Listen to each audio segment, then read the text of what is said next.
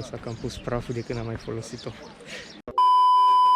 Salutare, dragi urmăritori, și bine v-am găsit la un nou episod. Sau dacă sunteți pentru prima dată pe canalul meu de YouTube, dați-mi voie să mă prezint.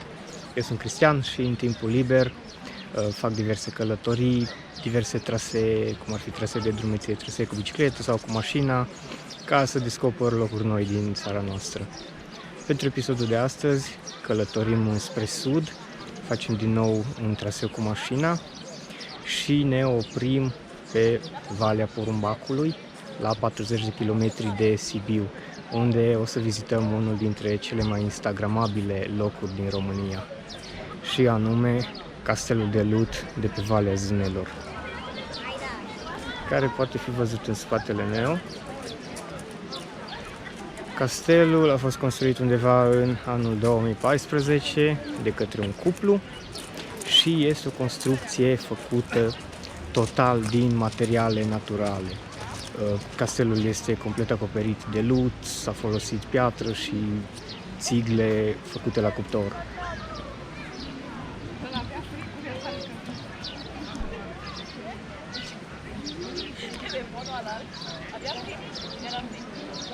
Castelul are 10 încăperi care sunt neamenajate și 2 turnuri în care se poate urca. De asemenea, în spate este și grădina zmeilor, un loc frumos amenajat pentru a lua masa. Aici aveți câteva localuri autentice de unde puteți lua mâncare tradițional românească. De asemenea, în împrejurim sunt diverse magazine cu suveniruri. În ceea ce privește parcarea, nu o să aveți probleme pentru că sunt amenajate o mulțime de parcări aici, majoritatea cu plată pe zi între 3 și 5 lei. Prețul biletului de intrare este 20 de lei pentru adulți, iar programul de vizitare începe zilnic de la ora 10:30 până la ora 17.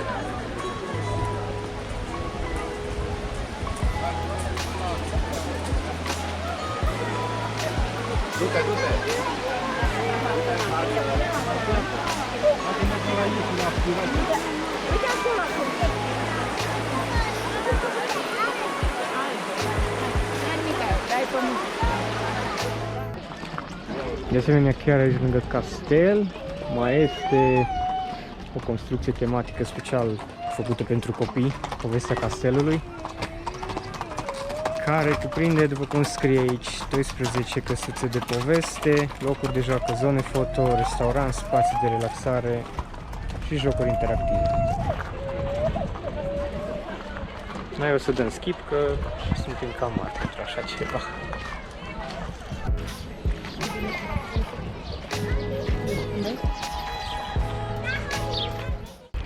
Și desigur că turul nostru nu se încheie aici.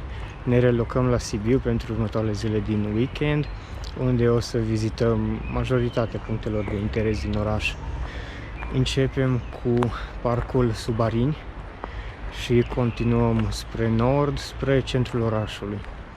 Parcul Subarini este unul dintre cele mai vechi parcuri din România, fiind amenajat începând cu anul 1856. Parcul are o suprafață de aproximativ 22 de hectare și aici se găsesc zeci de specii de arbori, printre care și arbori exotici, cum ar fi arbore ginkgo, arborele vieții sau arbore de lalea și mulți alții. Primii arbori plantați aici au fost specii de arini, pini și tei, mulți dintre aceștia fiind încă prezenți și în zilele noastre, mai ales arinii vechi de 150 de ani, aceștia fiind motivul pentru care parcul și-a primit acest nume.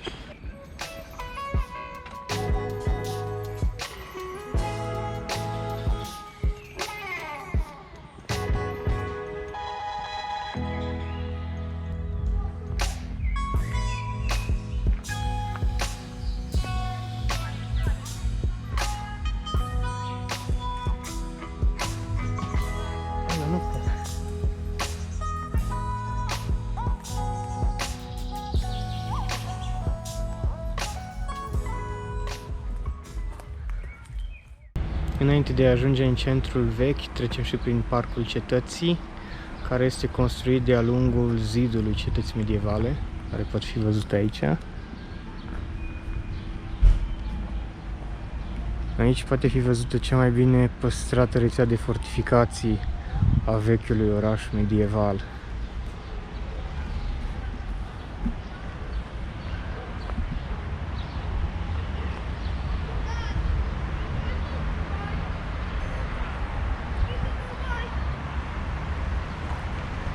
Parcul a fost amenajat în anul 1791 pe locul șanțurilor și lacurilor aflate în apropierea cetății Sibiului și era numit și Promenada Invalizilor, fiind un loc preferat de către veteranii de război.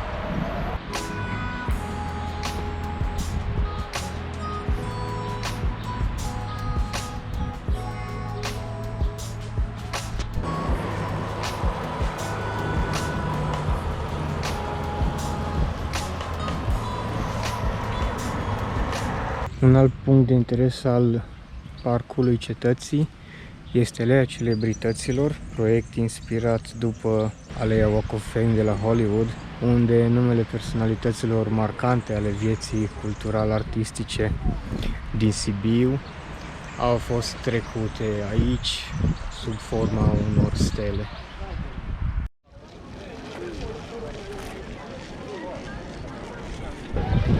Am ajuns și în Piața Mare, piața centrală a Sibiului, încă din anul 1366, an care marca finalizarea celei de-a treia centuri de fortificație a orașului. Aici se poate vedea muzeul Brukenthal și în partea cealaltă aceste clădiri. Dacă ne puneți puțin imaginație la treabă.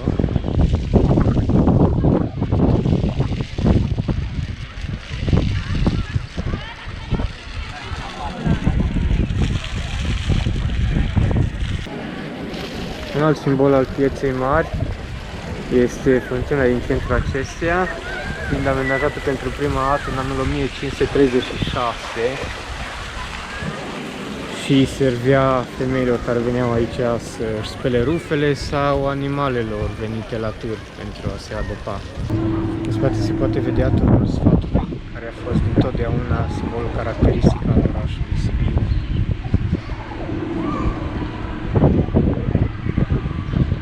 Numele turnului provine de la funcția de apărare asupra porții de intrare în cea de-a doua incintă, situată în apropierea clădirii ce adăpostea primăria Sibiului.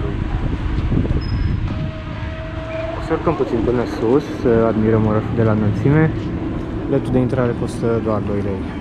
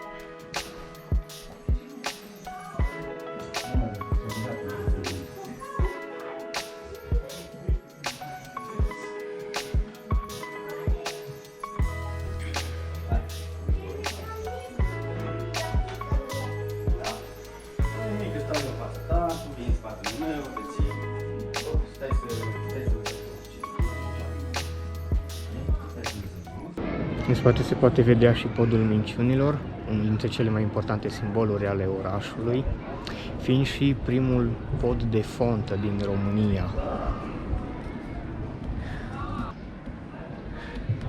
Acesta este și primul pod care nu a fost construit pe pilon și s-a spus podul culcat. Iar cuvântul culcat în limba germană era omonimul cuvântului minciună și a început să fie numit de către localnici podul minciunilor, de unde au apărut și legendele care justifică denumirea.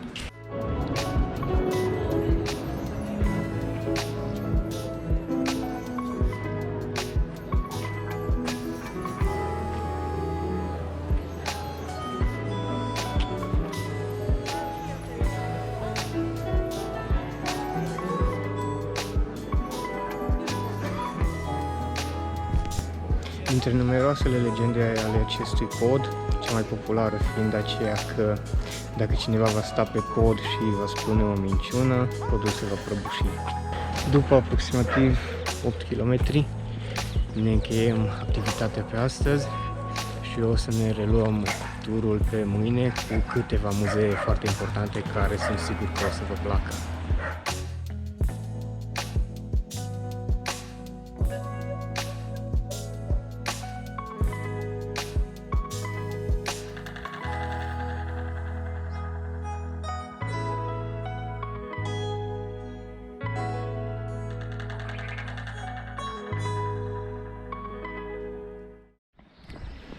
Ne continuăm traseul prin Sibiu cu o vizită la Muzeul Astra, un muzeu al satului tradițional românesc, unul dintre cele mai mari muzee de acest tip din România.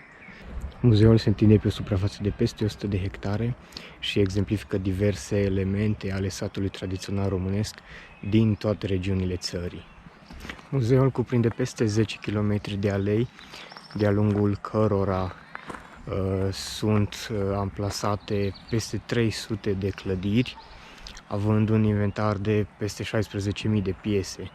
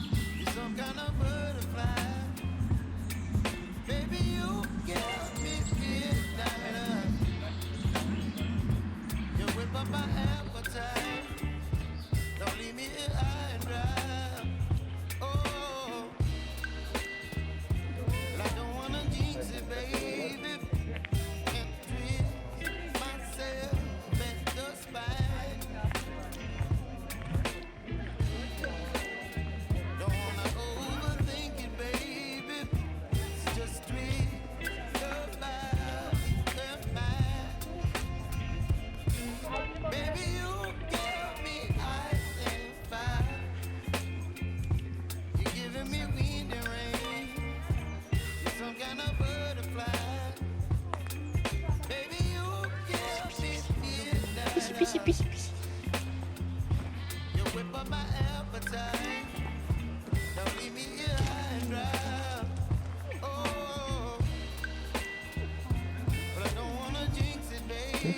Bă, nu da cu capul. În caz că o să veniți cu copiii să vizitați muzeul, o să poată lua parte la o mulțime de activități. Se poate vedea aici în față. Sunt tot felul de ateliere de pictură, de olorit, plus o mulțime de tarabe cu produse făcute manual, vase de ceramică, brățări și altele.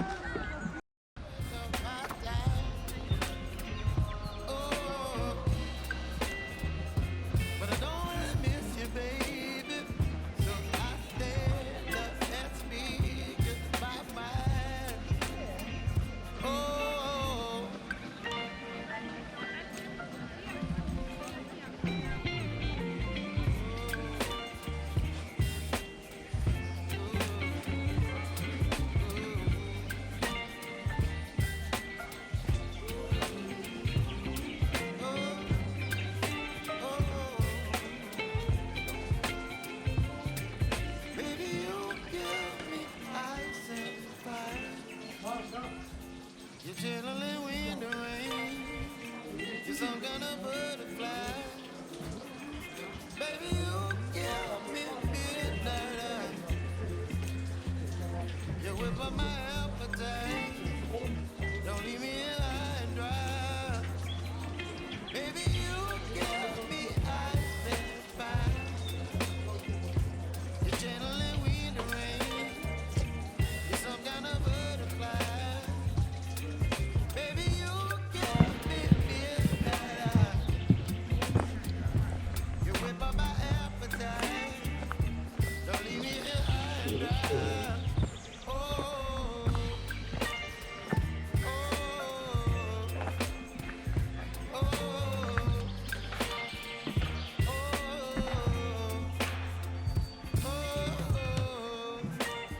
Dârstă, cu 2 valuri și 2 vultori, județul Vrancea.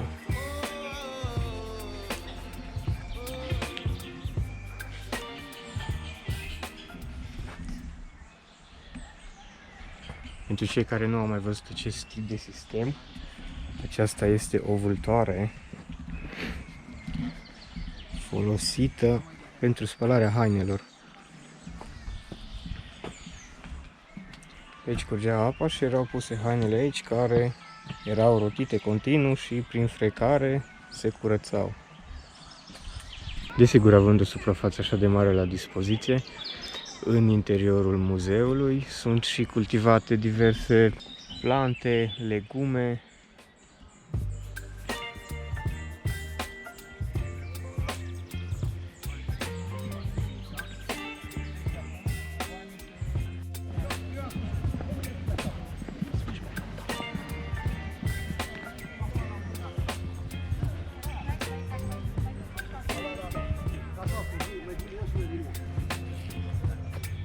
Baby, you give me ice and fire.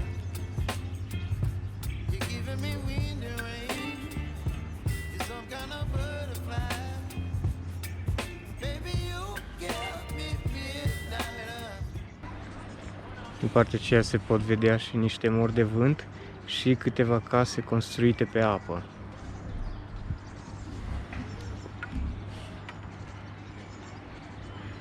Să trecem și pe acolo, oricum mai avem încă mult de vizitat din suprafața muzeului.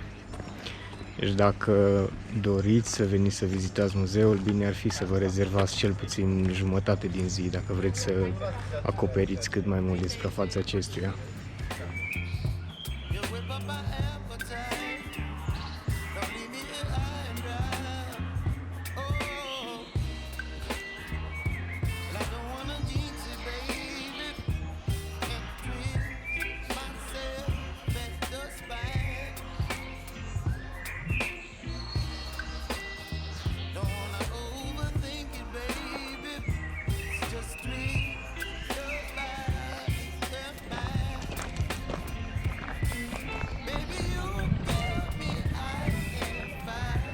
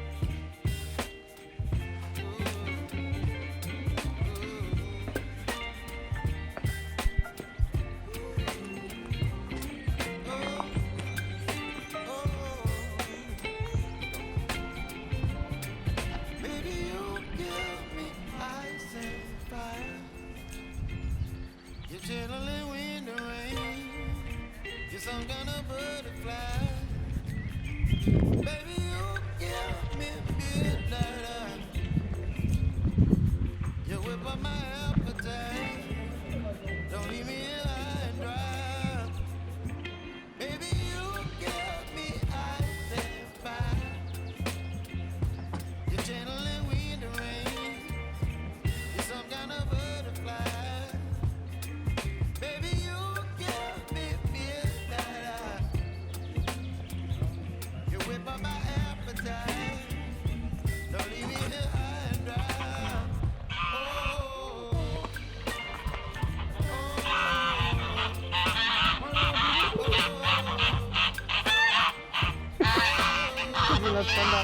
Run!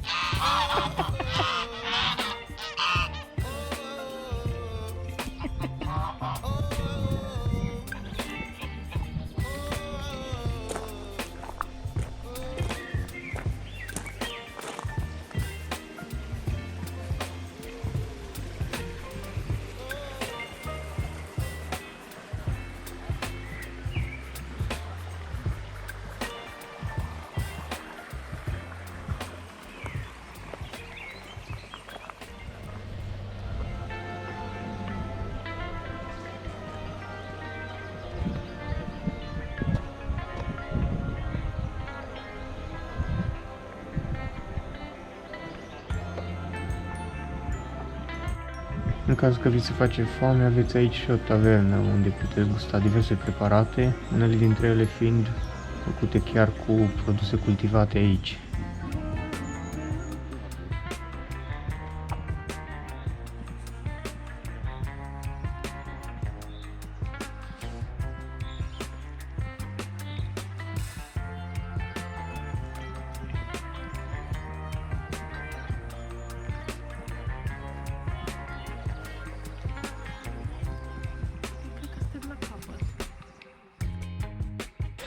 După aproape 5 ore plus pauze, terminăm cu turul muzeului. Noi ne-am fost destul de inspirați să ne luăm și o hartă când am intrat, așa că o să vă arăt aici o legendă cu harta întregului parc pe suprafața căruia se desfășoară muzeul.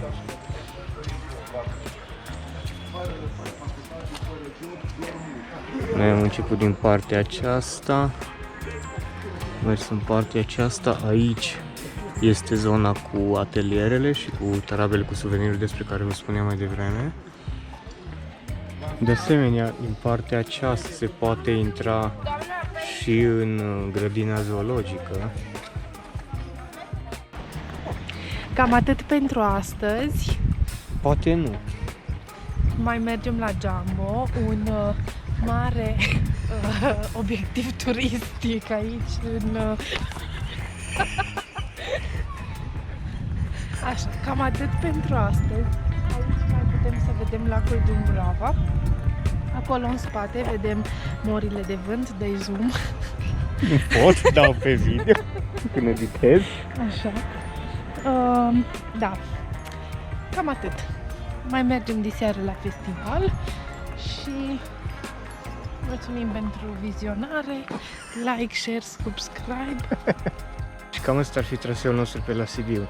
De fapt, am mai avea încă o locație de vizitat, dar m-am gândit mai bine și cred că o să fac un video separat cu acea locație, pentru că o să iasă destul de lung. Dacă ți-a plăcut, nu uita să dai un like, să te abonezi la canal, să lași un coment, să-mi spui ce ți-a plăcut, ce nu ți-a plăcut și o să ne revedem în curând cu un nou episod. Până data viitoare, numai bine!